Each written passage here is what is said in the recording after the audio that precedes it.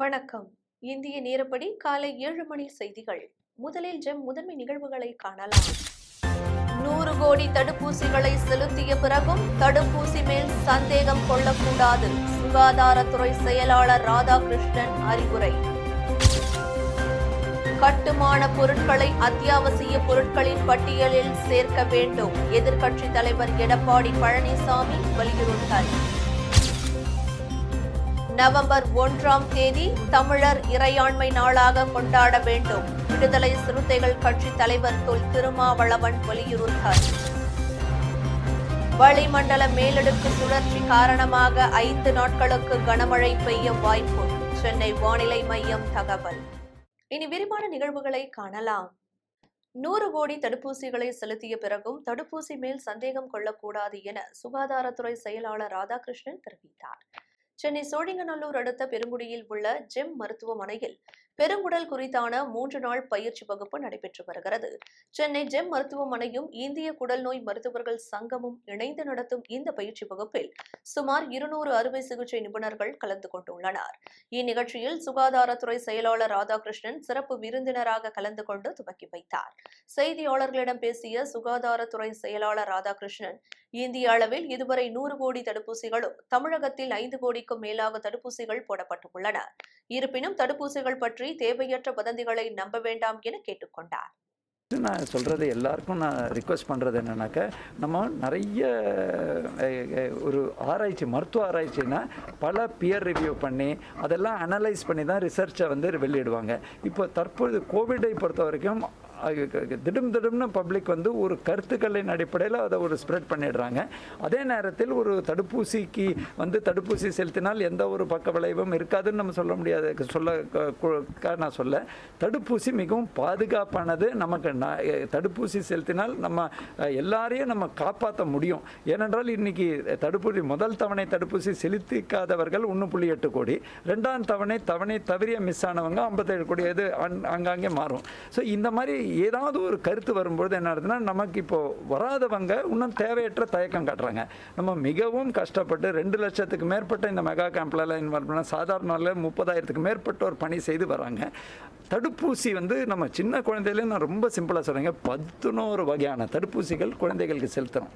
அதில் யாருமே ஒரு இஷ்யூ பண்ணுறதில்ல. இந்த தடுப்பூசியும் 5.4 கோடி மக்களுக்கு செலுத்தணும். இந்திய லெவலில் 100 கோடி டோசஸ். அது செலுத்த பிறகும் இன்னமும் மக்களுக்கு நம்ம சந்தேகம் கலப்பக்கூடாது.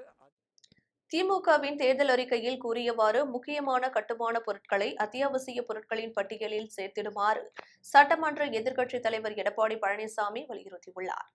சிமெண்ட், கம்பி, செங்கல், மணல், மரம் போன்ற கட்டுமான பொருட்களை அத்தியாவசிய பொருட்கள் பட்டியலில் கொண்டு வருவதாக திமுகவின் தேர்தல் வாக்குறுதியை சுட்டிக்காட்டி எடப்பாடி பழனிசாமி வெளியிட்டுள்ள அறிக்கையில், நிறைவேற்ற முடியாத பல வாக்குறுதிகளை தேர்தல் சமயத்தில் அளித்து பின்வாசல் வழியாக ஆட்சியை பிடித்த திமுக அரசு தனது தேர்தல் வாக்குறுதி எண் 468-இல் முக்கிய கட்டுமான பொருட்களை அத்தியாவசிய பொருட்கள் பட்டியலின் கீழ் கொண்டு வந்து நியாயமான விலையில் கிடைக்க செய்வோம் என்று கூறியது. ஆனால் திமுக ஆட்சி பொறுப்பேற்ற பின் கட்டுமான பொருட்களின் விலை உயர்ந்து வருவதாக அதிமுக ஆட்சியில் இருந்த விலையுடன் ஒப்பிட்டு எடப்பாடி பழனிசாமி பட்டியலிட்டுள்ளார். சிமெண்ட் மூட்டை பிற மாநிலங்களை விட தமிழ்நாட்டில் 100 ரூபாய் அதிகமாகவும், பிற கட்டுமான பொருட்களின் விலை தமிழ்நாட்டை விட பிற மாநிலங்களில் 30% வரை குறைவாகவே உள்ளதாக சுட்டிக்காட்டியுள்ளார்.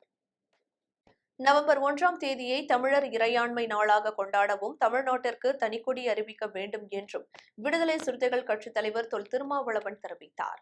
மதுரை அரசடி பகுதியில் நடைபெற்ற நிகழ்ச்சி ஒன்றில் கலந்து கொண்ட விடுதலை சிறுத்தைகள் கட்சித் தலைவர் தொல் திருமாவளவன் செய்தியாளர்களை சந்தித்தார். அப்போது பேசிய அவர், மொழி அடிப்படையில் மாநிலங்கள் பிரிந்த நாளான நவம்பர் 1ஆம் தேதியை தமிழ்நாடு நாள் அல்லது தமிழர் இறையாண்மை நாளாக கொண்டாட வேண்டும், தமிழ்நாட்டிற்கு தனிக்கொடி அறிவிக்க வேண்டும் என்று தெரிவித்தார். நவம்பர் 1ஆம் தேதி சங்கரலிங்கனாருக்கு மணிமண்டபம் அமைப்பது குறித்தும் அவரது பெயரில் தமிழர் இறையாண்மை நாளில் விருது அறிவிக்க வேண்டும் என்று விடுதலை சிறுத்தைகள் கட்சி வலியுறுத்தும் என்று தெரிவித்தார். திராவிட முன்னேற்ற கழகமும் அதன் கூட்டணி கட்சிகளும் மாபெரும் வெற்றியை பெற்றுள்ளன. திராவிட முன்னேற்ற கழக அரசின் இந்த 4 மாத கால ஆட்சி அனைத்து தரப்பினராலும் வரவேற்கப்படக்கூடிய ஒரு நல்லாட்சியாக விளங்குகிறது. அதற்கான ஒரு அத்தாட்சியாகத்தான் இந்த 9 மாவட்டங்களுக்கான ஊரக உள்ளாட்சி தேர்தலில் மாபெரும் வெற்றியை மக்கள் வழங்கியிருக்கின்றனர். விடுதலை சிறுத்தைகள் போட்டியிட்ட 4 மாவட்ட ஊராட்சிகளில் 3 ஊராட்சிகளில் வெற்றி பெற்றிருக்கிறோம். அதேபோல 43 ஒன்றிய குழு உறுப்பினர்களுக்கு போட்டியிட்டோம். அதில் 27 இடங்களில் வெற்றி பெற்றிருக்கிறோம். விழுப்புரம் மாவட்டத்தில் மாவட்ட ஊராட்சி துணைத் தலைவர் பொறுப்பு விடுதலை சிறுத்தைகள் கட்சியின் வேட்பாளர் ஷீலா தேவி சேரனுக்கு வழங்கப்பட்டிருக்கிறது. திராவிட முன்னேற்ற கழகத்திற்கு, குறிப்பாக தமிழக முதல்வர் அவர்களுக்கு விடுதலை சிறுத்தைகள் கட்சியின் சார்பில் எமது நெஞ்சார்ந்த நன்றியை தெரிவித்துக் கொள்கிறோம். வருகிற நவம்பர் 1 மொழிவழி அடிப்படையில் மாநிலங்கள் பிரிந்த நாள். அந்த நாளை தமிழ்நாடு நாடாக கொண்டாட வேண்டும். தமிழ்நாட்டுக்கென தனி கொடியை அறிவிக்க வேண்டும் என்கிற கோரிக்கை தமிழ் தேசிய உணர்வாளர்கள் மற்றும் குறிப்பாக பெரியாரிய உணர்வாளர்கள் தமிழக அரசுக்கு வேண்டுகோளாக வைத்துள்ளனர். வளிமண்டல மேலடுக்கு சுழற்சி காரணமாக தமிழகத்தின் பல்வேறு பகுதிகளில் 5 நாட்களுக்கு கனமழை பெய்ய வாய்ப்பு உள்ளதாக சென்னை வானிலை ஆய்வு மையம் தெரிவித்துள்ளது. கன்னியாகுமரி, ஈரோடு, கிருஷ்ணகிரி, வேலூர், ராணிப்பேட்டை, தருமபுரி, சேலம், திருப்பத்தூர், திருவண்ணாமலை, மதுரை ஆகிய மாவட்டங்களில் ஓரிரு இடங்களில் இடி மின்னலுடன் கூடிய கனமழை பெய்ய வாய்ப்புள்ளதாக சென்னை வானிலை ஆய்வு மையம் தெரிவித்துள்ளது. தென் மாவட்டங்கள், மேற்கு தொடர்ச்சி மலையை ஒட்டிய மாவட்டங்கள் மற்றும் உள் மாவட்டங்களில் அநேக இடங்களில் இடி மின்னலுடன் கூடிய மிதமான மழையும், ஏனைய கடலோர மாவட்டங்கள், புதுச்சேரி மற்றும் காரைக்கால் பகுதிகளில் ஒரு சில இடங்களில் இடி மின்னலுடன் கூடிய லேசானது முதல் மிதமானது வரையிலான மழையும் பெய்யக்கூடும் எனவும் கூறப்பட்டுள்ளது. மேலும் சேலம், மதுரை, ஈரோடு, கிருஷ்ணகிரி, வேலூர், புதுக்கோட்டை மாவட்டங்களில் இடி மின்னலுடன் கூடிய கனமழை பெய்ய வாய்ப்புள்ளதாக குறிப்பிடப்பட்டுள்ளது. சென்னையை பொறுத்தவரை நகரின் ஒரு சில இடங்களில் இடி மின்னலுடன் கூடிய லேசானது முதல் மிதமானது வரையிலான மழை பெய்ய வாய்ப்புள்ளதாக தெரிவிக்கப்பட்டுள்ளது. கேரள கடல் பகுதி மற்றும் அதனை ஒட்டியுள்ள தென்கிழக்கு அரபிக்கடல் பகுதிகளில் பலத்த காற்று வீசக்கூடும் என்பதால் மீனவர்கள் இப்பகுதிகளுக்கு செல்ல வேண்டாம் என அறிவுறுத்தப்பட்டுள்ளது. ஈரோட்டில் கொரோனா தடுப்பூசி முகாமை கிழக்கு சட்டமன்ற உறுப்பினர் திருமுருகன் ஈவேரா பார்வையிட்டார். தமிழகம் முழுவதும் கொரோனா தடுப்பூசி செலுத்தும் பணி தொடர்ந்து நடைபெற்று வருகிறது. இந்த நிலையில் ஈரோடு கிழக்கு சட்டமன்ற உறுப்பினர் திருமுருகன் ஈவேரா ஈரோடு அகத்தியர் வீதி மகப்பேறு இல்லத்தில் நடைபெற்ற தடுப்பூசி முகாமில் கலந்து கொண்டு ஆய்வு செய்தார். தலைமை மருத்துவ அலுவலர் சுஜாதா அவர்களின் கோரிக்கையின்படி மருத்துவமனையில் படுக்கை வசதிகளை விரிவுபடுத்துவது, முக்கிய மருத்துவ தேவைகளான ஸ்கேன், எக்ஸ்ரே போன்ற உபகரணங்கள் குறித்து கேட்டு அறிந்து நடவடிக்கை எடுப்பதாக கூறினார். மேலும் ஆய்வின் போது காங்கிரஸ் கட்சியைச் சேர்ந்த ஈரோடு மாநகர மாவட்ட தலைவர் ரவி, மண்டல தலைவர் விஜயபாஸ்கர், மொடக்குறிச்சி வட்டார தலைவர் செந்தில் ராஜா, முன்னாள் இளைஞர் காங்கிரஸ் தலைவர் விஜயகண்ணா, அம்மன் மாதேஸ்வரன் மற்றும் முன்னணி காங்கிரஸ், திமுக நிர்வாகிகள் பலர் கலந்து கொண்டனர். தாலிக்கு தங்கம் மற்றும் திருமண உதவித்தொகை திட்டத்திற்கு கடந்த ஆண்டு அதிமுக சார்பில் முறையாக நிதி ஒதுக்கீடு செய்யப்படவில்லை என சமூக நலத்துறை அமைச்சர் கீதா ஜீவன் மதுரையில் தெரிவித்தார். மதுரை மாவட்ட ஆட்சியர் அலுவலக கூட்டரங்கில் சமூக நலன் மற்றும் மகளிர் உரிமைத்துறையின் சார்பில் மகளிருக்கான மாநில கொள்கை உருவாக்குவதற்கான 3வது ஆலோசனைக் கூட்டம் சமூக நலன் மற்றும் மகளிர் உரிமைத்துறை அமைச்சர் கீதா ஜீவன், வணிக வரி மற்றும் பத்திரப்பதிவுத்துறை அமைச்சர் மூர்த்தி ஆகியோரின் தலைமையில் நடைபெற்றது. இந்நிகழ்ச்சியில் மதுரை மாவட்ட ஆட்சித்தலைவர் அனீஷ் சேகர், சமூக நலத்துறை அதிகாரிகள் மற்றும் மகளிர் சுய உதவிக்குழு பெண்கள், கிராமப்புற பெண்கள் என பலரும் கலந்து கொண்டனர். ஆலோசனை கூட்டம் முடிவில் செய்தியாளர்களை சந்தித்த சமூக நலத்துறை அமைச்சர் கீதா ஜீவன், குழந்தைகள் மற்றும் பெண்களுக்கு பாதுகாப்பாக மாநிலமாக தமிழகம் இருக்க வேண்டும் என முதலமைச்சர் கவனம் செலுத்தி வருகிறார் என்று தெரிவித்தார். மேலும் குழந்தைகள் நல குழுவினர் மீது ஏதேனும் புகார் வந்தால் உடனடியாக நடவடிக்கை எடுக்கப்படும் என்று தெரிவித்த அவர், நகர் பகுதிகளுக்குள் குழந்தைகளை வைத்து பிச்சை எடுப்பவர்கள் மீது கடுமையான நடவடிக்கை எடுக்கப்படும் என்றும் அமைச்சர் தெரிவித்தார். விளம்பர இடைவேளைக்கு பின் ஜெம் நிகழ்வுகள் தொடரும்.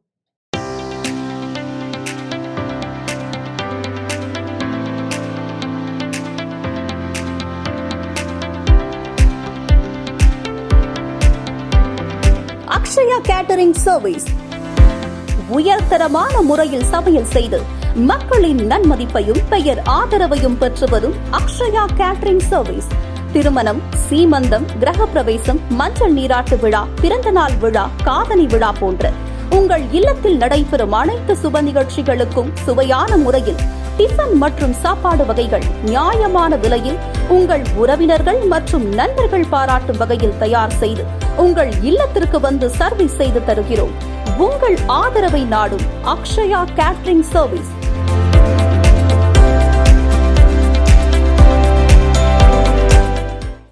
ஜெம் நிகழ்வுகள் தொடர்கின்றன. பூபரந்தவல்லியில் தனியார் பள்ளி வாகனங்களில் ஆய்வு செய்யும் பணி நடைபெற்றது. கொரோனா வைரஸ் தொற்றின் தாக்கம் குறைந்து வருவதை தொடர்ந்து படிப்படியாக கல்வி நிறுவனங்கள் செயல்பட தமிழக அரசு அனுமதி வழங்கியுள்ளது.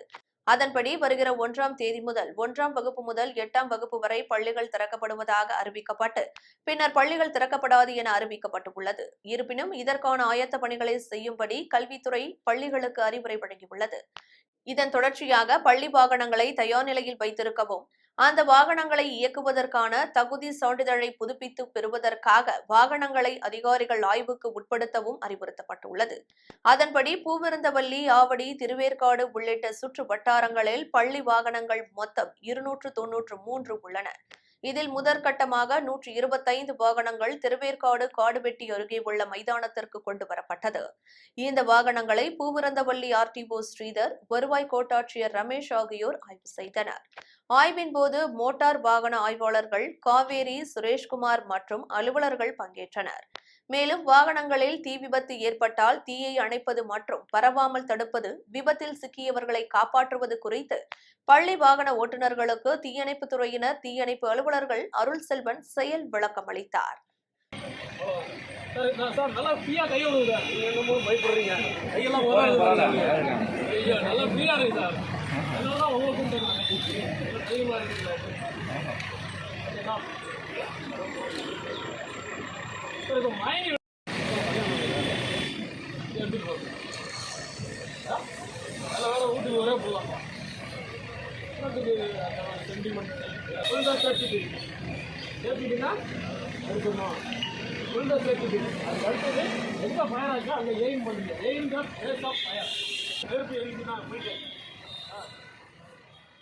தமிழகத்தில் உள்ள குடிசை தொழிலாக இருக்கும் பேப்பர் காகிதப்பை தொழிலுக்கு மத்திய மாநில அரசுகள் முழு வரிவிலக்கு அளிக்க வேண்டும் என மாநில செயலாளர் ராமசாமி கோரிக்கை விடுத்தார். ஈரோடு மாவட்டம் சென்னிமலையில் உள்ள தமிழ்நாடு பேப்பர் காகிதப்பை உற்பத்தியாளர்கள் சங்கத்தின் சார்பில் மாநில செயலாளர் ராமசாமி செய்தியாளர்களை சந்தித்தார். அப்போது பேசிய அவர், தமிழகத்தில் 200க்கும் மேற்பட்ட காகிதப்பை உற்பத்தி மையங்கள் இயங்கி வருகிறது. இதில் 15,000க்கும் மேற்பட்டவர்கள் மறைமுகமாகவும் நேரடியாகவும் தொழில் செய்து வருகிறோம். தற்போது இந்த காகிதப்பை 12% இருந்து 18% ஜிஎஸ்டி வரி தற்போது உயர்த்தப்பட்டுள்ளதால் பேப்பர் காகிதப்பை தொழில் மிகவும் குறைந்த முதலீட்டில் குடிசை தொழிலாக நடத்தப்பட்டு வருகிறது. தங்களுக்கு தேவையான மூலப்பொருள் காகித ஆலையில் இருந்து பெறப்படுவது பல மடங்கு விலை உயர்ந்து காணப்படுகிறது. எனவே பேப்பர் காகிதப்பை உற்பத்தி வரி உயர்வை மத்திய மாநில அரசுகள் முழு வரிவிலக்கு அளித்து சுற்றுப்புறச் சூழலை பாதுகாக்கவும் கோரிக்கை விடுத்தார். ஜிஎஸ்டி வரி விதிப்பு வந்ததிலிருந்து 12% உயர்த்தப்பட்டு அதன் பிறகு இறுதியில் இந்த 45வது கவுன்சில் கூட்டத்தில் 18% உயர்த்தப்பட்டுள்ளது. இந்த நிலையிலே 18% ஜிஎஸ்டி வரி விதிப்பிலிருந்து எங்களுடைய தொழிலை நடத்த முடியாமல் எங்களுடைய உற்பத்தியாளர்கள் அனைவரும் மிகவும் சிரமப்பட்டு கொண்டிருக்கிறோம். எனவே இந்த தொழிலுக்குரிய அந்த 18% ஜிஎஸ்டி வரியை ரத்து செய்து மீண்டும் எங்களுக்கு முழு வரி விலக்கு அளிக்குமாறு மத்திய மாநில அரசுகளை பணிவன்போடு கேட்டுக்கொள்கிறோம். விசாகப்பட்டினத்தில் தேசிய சிலம்ப போட்டியில் வெற்றி பெற்று பதக்கங்கள் வென்ற வீரர் வீராங்கனைகளுக்கு உற்சாக வரவேற்பு அளிக்கப்பட்டது. ஆந்திர மாநிலம் விசாகப்பட்டினத்தில் உள்ள ஸ்வர்ணபாரதி விளையாட்டரங்கில் உலக சிலம்ப கூட்டமைப்பு சார்பில் நடைபெற்ற தேசிய சிலம்ப போட்டியில் 8 மாநிலங்களைச் சேர்ந்த 500க்கும் மேற்பட்ட வீரர் வீராங்கனைகள் கலந்து கொண்டனர். இந்த போட்டியில் திருச்சி, திருவெரும்பூர், வேழம் சிலம்பம் மற்றும் தற்காப்பு கலைக்கூடம் சார்பில் பயிற்சியாளர் சந்திரசேகர் தலைமையில் 40 வீரர் வீராங்கனைகள் கலந்து கொண்டனர். இதில் 33 தங்கப் பதக்கங்கள், 23 வெள்ளிப் பதக்கங்கள், 11 வெண்கலப் பதக்கங்களை வென்றனர். குறிப்பாக 15 வயதிற்கு மேற்பட்டோருக்கு மட்டும் நடந்த ஆண்கள் பிரிவில் போர்வீரன் எனும் சிறப்பு போட்டியில் திருச்சி பூலாங்குடியைச் சேர்ந்த முகமது ஃபாசித் என்ற மாணவன் கலந்து கொண்டு 5 நிமிடங்களில் 4 ஆயுதங்களை பயன்படுத்தும் போட்டியில் வெற்றி பெற்று போர்வீரன் என்னும் பட்டத்தையும் 15,000 பரிசுத் தொகையும் வென்றுள்ளார். வெற்றி பெற்ற வீரர் வீராங்கனைகளுக்கு திருச்சி ரயில் நிலையத்தில் அவர்களது பெற்றோர்கள், உறவினர்கள் மாலை அணிவித்து பொன்னாடை அணிவித்து உற்சாக வரவேற்பு அளித்தனர். அதில் நமது வேலம் சிலம்பம் மாணவர்கள் தமிழ்நாடு சார்பாக கிட்டத்தட்ட 40 பேர் கலந்துக்கிட்டோம். சரி, 40 பேரில் 33 பேர் கோல்டு அடிச்சிருக்காங்க, 23 பேர் வெள்ளி அடிச்சிருக்காங்க, 17 பேர் வந்து வெண்கலம் அடிச்சிருக்காங்க. இவங்கெல்லாம் வந்து சர்வதேச அளவிலான போட்டிக்கு தேர்வாயிருக்காங்கன்னு சந்தோஷம் தெரிவிச்சுக்கிறேன். அது மட்டும் இல்லை, 15 வயசுக்கு மேற்பட்ட பிரிவில் வந்து போர் வீரன் அப்படின்னு டைட்டில் வச்சிருந்தாங்க. அதுக்கு வந்து கேஷ் ப்ரைஸ் 5,000 ரூபா. ஸோ அதில் வந்து நமது மாணவன் பூலாங்குடியை சேர்ந்த மாணவன் வந்து ஃபாசித், இவர் வந்து முதல் பரிசு அடிச்சு 5,000 கேஷ் ப்ரைஸ் வாங்கி இந்த அவார்டு வாங்கியிருக்காரு. உண்மையிலே ரொம்ப ரொம்ப சந்தோஷமா இருக்கு. ஸோ இவ்வளோ மாணவர்களையும் வந்து நல்லா பண்ணாங்க. எல்லாத்துக்கும் என்னோட வாழ்த்துக்கள். அது மட்டும் இல்லை, இந்த சமயத்தை வந்து முக்கியம் வந்து நான் முதலுக்கு நன்றி தெரிவிச்சுக்கிறேன். ஏன் அப்படின்னா, நமக்கு வந்து 3% இடஒதுக்கீடு கொடுத்துருக்காங்க. ஸோ அதனால் இந்த நாள் வந்து தமிழக முதலமைச்சருக்கு என்னோட மனமாத நன்றியும் வாழ்த்துக்களும் தெரிவிச்சுக்கிறேன். இன்னும் மேலும் இந்த கலையை வளர இன்னும் நாங்கள் பயணம் பாடுபடுவோம். இன்னும் இந்த இதை வந்து ஒலிம்பிக்கெல்லாம் நாங்கள் கொண்டு போவோம். ஸோ அதுதான் எங்களோட ஆசை, எங்கள் லட்சியம் எல்லாமே. இதுக்கு இன்னும் வந்து நாங்கள் தமிழ் அரசு எங்களுக்கு உறுதுணையாக இருந்து எங்களுக்கு இன்னும் நிறைய உதவி பண்ணணும். இது அடுத்த ஒலிம்பிக்கெல்லாம் இந்த சிலம்ப விளையாட்டை கொண்டு போகணும். இதை நாங்கள் வேண்டுகோளாக நாங்கள் தமிழ் அரசுக்கு சொல்கிறோம். இது வந்து இன்னும் நாங்கள் பெரிய அளவில் கொண்டு போவோம். எல்லாத்துக்கும் என்னோட மனமாத வாழ்த்துக்கள், நன்றிகள், நன்றி நன்றி நன்றி. இந்த போட்டியில் வந்து குறைஞ்சபட்சம் 500 மாணவர்களுக்கு மேலே கலந்துட்டாங்க. இதில் வந்து கிட்டத்தட்ட ஒரு 8-9 ஸ்டேட் கலந்துட்டாங்க. இதில் வந்து நம்ம மாணவர்கள் கிட்ட 40 பேர் கலந்துட்டு எல்லாமே வெற்றி பெற்றாங்க. சந்தோஷம் தெரிவிச்சுக்கிறேன். நன்றி. திண்டுக்கல் மாவட்ட ஆட்சியர் அலுவலக சாலையில் புறக்காவல் நிலையம் மற்றும் சிசிடிவி கேமரா கட்டுப்பாட்டு அறையை காவல்துறை கண்காணிப்பாளர் திறந்து வைத்தார். திண்டுக்கல் மாவட்டம் தாடிக்கொம்பு காவல் நிலைய எல்லைக்கு உட்பட்ட மாவட்ட ஆட்சியர் அலுவலக பிரதான சாலையின் ரவுண்டனாவில் தனியார் பங்களிப்புடன் சிசிடிவி கேமரா பொருத்தப்பட்டு புறக்காவல் நிலையம் அமைக்கப்பட்டுள்ளது. விபத்து மற்றும் குற்ற சம்பவங்கள் கண்காணிக்கும் விதமாகவும் போக்குவரத்தை சீர் செய்யும் வகையிலும் பொதுமக்களுக்கு உதவும் வகையிலும் புறக்காவல் நிலையம் அமைக்கப்பட்டு அவற்றின் கட்டுப்பாட்டு அறையாக புறக்காவல் நிலையம் அமைக்கப்பட்டது. இதை மாவட்ட காவல் கண்காணிப்பாளர் சீனிவாசன் திறந்து வைத்து பார்வையிட்டார். கோவை மாவட்ட தொழில்துறையினர் விண்ணப்பங்கள் பரிசீலனை செய்து உடனடியாக அனுமதிக்கும் வகையில் புதிய செயலியை அரசு விரைவில் அறிமுகம் செய்ய உள்ளதாக மின்சாரத்துறை அமைச்சர் செந்தில் பாலாஜி தெரிவித்தார். தமிழகம் முழுவதும் மாவட்ட வாரியாக வளர்ச்சிப் பணிகளை கண்காணிக்க அமைச்சர்களை தமிழக முதல்வர் மு க ஸ்டாலின் நியமித்துள்ளார். அதன்படி கோவை மாவட்டத்தின் வளர்ச்சிப் பணிகளை கண்காணிக்க மின்சாரத்துறை அமைச்சர் செந்தில் பாலாஜி நியமிக்கப்பட்டுள்ளார். கோவை வந்த அமைச்சர் செந்தில் பாலாஜி வளர்ச்சிப் பணிகள் குறித்து மாவட்ட ஆட்சியர், மாநகராட்சி ஆணையர் உள்ளிட்ட அரசு அதிகாரிகளுடன் ஆலோசனை மேற்கொண்டார். அதன்பின் செய்தியாளர்களிடம் பேசிய அமைச்சர் செந்தில் பாலாஜி, கோவையில் உள்ள 12 ஊராட்சிகளில் 1200 கிராமங்கள் உள்ளன. 332 கிராமங்களில் 3 நாட்களுக்கு குடிநீர் விநியோகம் செய்யப்பட்டு வருகிறது. புதிய குடிநீர் விநியோக திட்டத்தின் கீழ் மீதமுள்ள கிராமங்களுக்கும் 2 நாட்களுக்கு ஒருமுறை குடிநீர் வழங்க நடவடிக்கை எடுக்கப்படும் என தெரிவித்தார். கோவை மாநகராட்சியில் குடிநீர் பற்றாக்குறை உள்ளதால் அது குறித்தும் ஆலோசனைகள் மேற்கொள்ளப்பட்டு வருகிறது. அதேபோல் கோவை மாவட்டத்தின் தொழில்துறை மற்றும் வளர்ச்சிக்காக அரசு அதிகாரிகள், மக்கள் பிரதிநிதிகள், தன்னார்வலர்கள் அடங்கிய புதிய குழு அமைக்கப்பட்டு திட்டங்கள் குறித்து பரிசீலிக்கப்பட்டு முதல்வர் கவனத்திற்கு எடுத்து செல்ல நடவடிக்கை எடுக்கப்பட்டு உள்ளது என்று தெரிவித்தார். மேலும் தொழில்துறையினர் விண்ணப்பங்கள் பரிசீலனை செய்து உடனடியாக அனுமதிக்கும் வகையில் புதிய செயலியை தமிழக அரசு விரைவில் அறிமுகம் செய்ய உள்ளதாகவும், அதனை தமிழக முதல்வர் அறிமுகம் செய்து வைப்பார் எனவும், கனிம வள கொள்ளையை தடுக்க முழுமையான விசாரணை செய்யப்பட்டு நடவடிக்கை எடுக்கப்படும் என தெரிவித்தார். தமிழகத்தினுடைய ஒப்பற்ற முதலமைச்சர் மாண்புமிகு தளபதி அவருடைய ஆணைக்கு இணங்க கோவை மாவட்டத்திற்குட்பட்ட வளர்ச்சிப் பணிகள் குறித்த ஆய்வுக் கூட்டம் நிறைவு பெற்றிருக்கின்றன.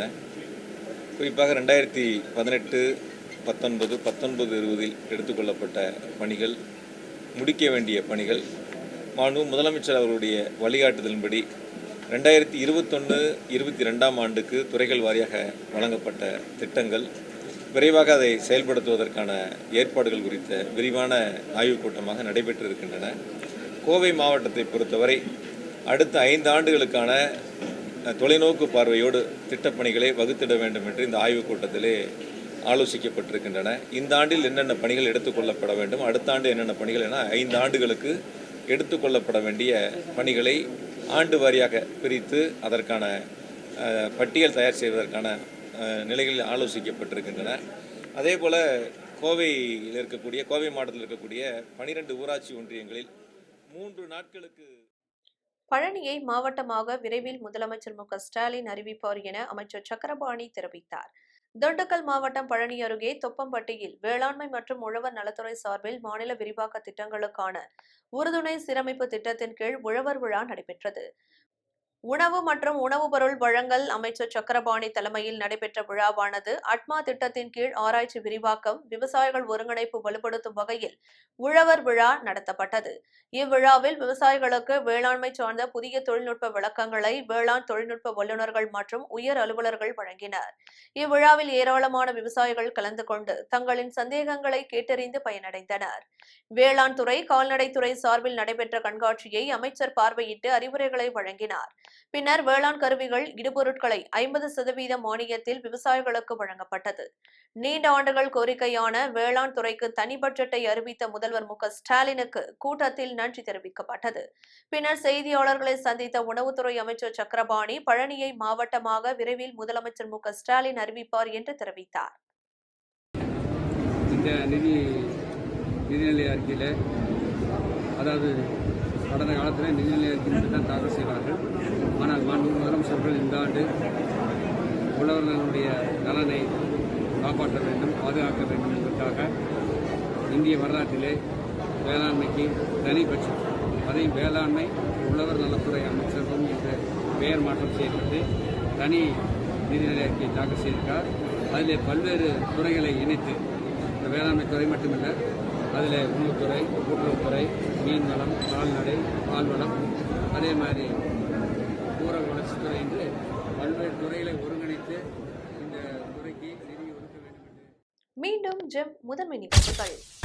100 கோடி தடுப்பூசிகளை செலுத்திய பிறகும் தடுப்பூசி மேல் சந்தேகம் கொள்ளக்கூடாது. சுகாதாரத்துறை செயலாளர் ராதாகிருஷ்ணன் அறிவுரை.